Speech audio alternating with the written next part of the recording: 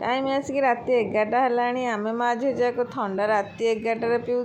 कहीं थंडा आमर राति 11टार ही आसला माँ झील जाक आम चाचक भाई अनेक थिलु झी आमर बुली बुलिकी पछुक नौ कि आसूची ना कम मुझे झील पचार ठंडा पीबू झील कहूँ ना पीबिनी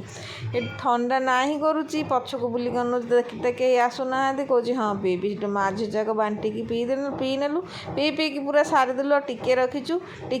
आ जहाँ थिला टिके रखिलु टिकी चेंडापाई ताको आम झील आसिक पीकरी सब शेष कर देछि। चलतु ए मांडिया जार रेसिपी देखेबी। एठी सुखिला मांडिया मु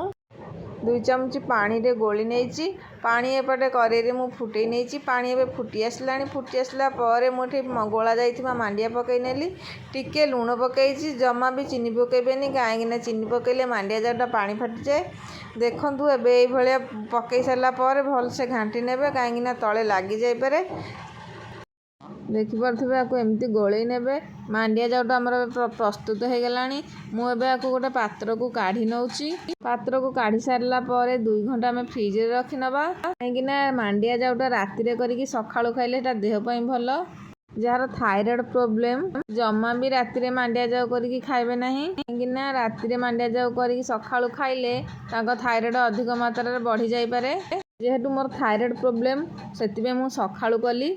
मुझे आसी जाइली आम गुहाल धोइबाई गुहाल भी मुझे 8 दिन है धोई नी कहीं बहुत अपरिष्कार होता से गुहाल को धोईदेली बलद मैंने भी गाधे नथिले भी टे गाधेदेली बलद मानू टे गाधेदेली कहीं आम धला बलद झाड़ा होमती छेड़ी सेपट आ कहबार ना बलद मानू टे गाधे सारिकी मुझे चलिली प्रस्तुत कर मांडिया जाऊ को ताको खाईनेबी मांडिया जाऊ मोर ए खिया सरीगला खाई सारापर आसिक पिलाने पहुँचीगले पिलाने आज्ञा सी खाइबा बसी देखु आइटम हो छतु भजा कदली भजा ये शाग भजा